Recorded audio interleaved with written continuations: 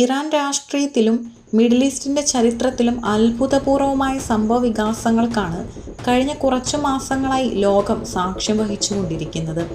കഴിഞ്ഞ ഫെബ്രുവരി 28-ന് ഇസ്രയേൽ-അമേരിക്ക സംയുക്ത വ്യോമാക്രമണത്തിൽ ഇറാൻ്റെ പരമോന്നത നേതാവ് അയത്തുള്ള അലി ഖമേനി കൊല്ലപ്പെട്ട വാർത്ത ലോകത്തെ ഞെട്ടിച്ചിരുന്നു. എന്നാൽ അതിലും വലിയ ചർച്ചകൾക്ക് വഴിവെച്ചത് അദ്ദേഹത്തിൻ്റെ ഖബറടക്ക ചടങ്ങുകൾ 4 മാസത്തോളം നീണ്ടുപോയി എന്ന യാഥാർത്ഥ്യമാണ്. വരാനിരിക്കുന്ന ജൂലൈ 9-നാണ് അലി ഖമേനിയുടെയും അദ്ദേഹത്തോടൊപ്പം ആക്രമണത്തിൽ കൊല്ലപ്പെട്ട കുടുംബാംഗങ്ങളുടെയും ഖബറടക്കം നിശ്ചയിച്ചിരിക്കുന്നത്. രഹസ്യ കേന്ദ്രത്തിൽ നിന്നും പുറത്തെടുത്ത ഭൗതിക ശരീരം ഇപ്പോൾ തലസ്ഥാനമായ ടെഹ്റാനിൽ എത്തിച്ചിരിക്കുകയാണ്. ലോക നേതാക്കൾ അവിടെ എത്തി അന്ത്യോപചാരം അർപ്പിച്ചു തുടങ്ങി.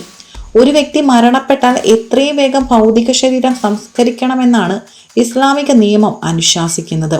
രാഷ്ട്രതലവന്മാരോ ആത്മീയ നേതാക്കളോ മരണപ്പെടുമ്പോൾ പുതിയൊരു നേതാവിനെ തിരഞ്ഞെടുക്കുന്നതിനായി പരമാവധി 3 ദിവസം വരെ മാത്രമാണ് സാധാരണയായി ഖബറടക്കം വൈകിപ്പിക്കാറുള്ളതും.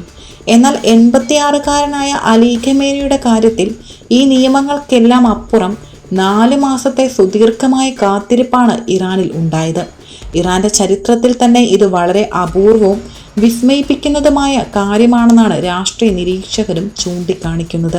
രാജ്യം നേരിട്ട കടുത്ത യുദ്ധ സാഹചര്യമാണ് ഈ വൈകല്യത്തിന് പിന്നിലെ പ്രധാന കാരണം. പരമോന്നത നേതാവിന്റെ വിയോഗത്തോടെ ഇറാനും ഇസ്രയേലും അമേരിക്ക സഖ്യവും തമ്മിലുള്ള യുദ്ധം അതിൻ്റെ ഏറ്റവും തീവ്രമായ ഘട്ടത്തിലായിരുന്നു.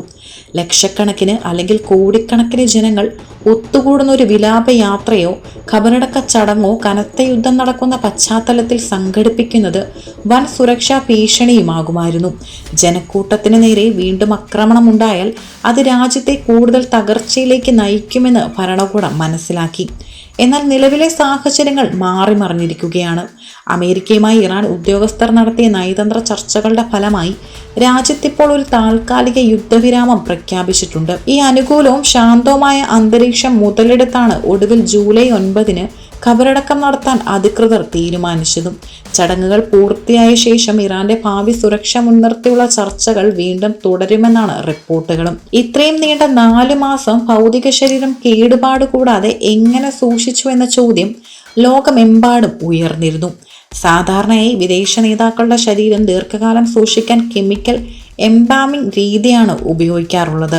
എന്നാൽ അലി ഖമേനിയുടെ കാര്യത്തിൽ കെമിക്കൽ എംബാമിംഗ് നടത്തിയിട്ടില്ല എന്ന് ഇറാൻ വ്യക്തമാക്കുന്നു. മതപരമായ ബാധ്യതകൾ പൂർണ്ണമായും നിലനിർത്തിക്കൊണ്ട് മാത്രമാണ് ശരീരം സംരക്ഷിച്ചത്. ഇസ്ലാം മതം രാസവസ്തുക്കൾ ഉപയോഗിച്ചുള്ള എംബാമിംഗ് രീതികളെ പ്രോത്സാഹിപ്പിക്കുന്നില്ലെന്ന് യുദ്ധനിരീക്ഷകനായ ഡോക്ടർ മുഹമ്മദ് ഉമർ വ്യക്തമാക്കി.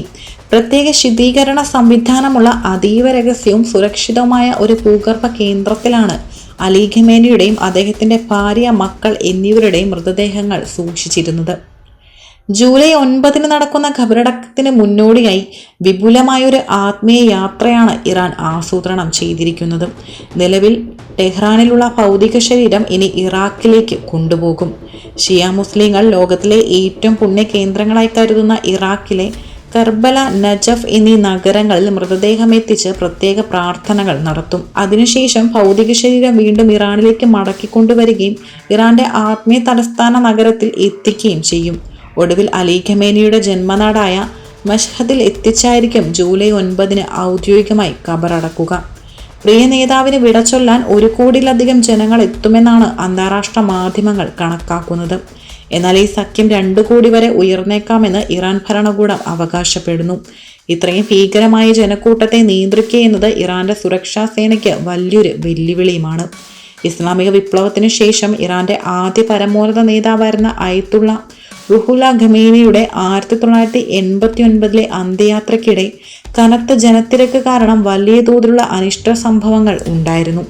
തിക്കും തിരക്കും നിയന്ത്രണാതീതമായപ്പോൾ മൃതദേഹം മൂടിയിരുന്ന കഫൻ തുണി പോലും നീങ്ങിപ്പോകുന്ന സാഹചര്യം അന്നുണ്ടായി.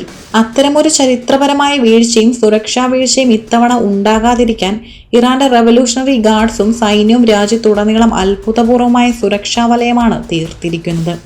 അയത്തുള്ള അലി ഖമേനിയുടെ വിയോഗവും അതിനെ തുടർന്നുണ്ടായ 4 മാസത്തെ നിശബ്ദതയും മിഡിൽ ഈസ്റ്റിന്റെ രാഷ്ട്രീയ സമവാക്യങ്ങളെ മാറ്റിമറിക്കുന്ന ഒന്നാണ്. ജൂലൈ 9 നടക്കുന്ന ഈ കബറടക്ക ചടങ്ങ് കേവലം ഒരു മരണാനന്തര ചടങ്ങല്ല, മറിച്ച് ഇറാന്റെ കരുത്തും ആത്മീയ ഐക്യവും ലോകത്തിന് മുന്നിൽ പ്രകടിപ്പിക്കാനുള്ള ഒരു വേദി കൂടിയായിട്ടാണ് ഇറാൻ ഭരണകൂടം ഇതിനെ കാണുന്നത്. പ്രവചനാതീതമായ വരും ദിവസങ്ങളിൽ ഇറാന്റെ രാഷ്ട്രീയ ഭാവി എന്താകുമെന്ന് ലോകം ഉറ്റുനോക്കുകയാണിപ്പോൾ.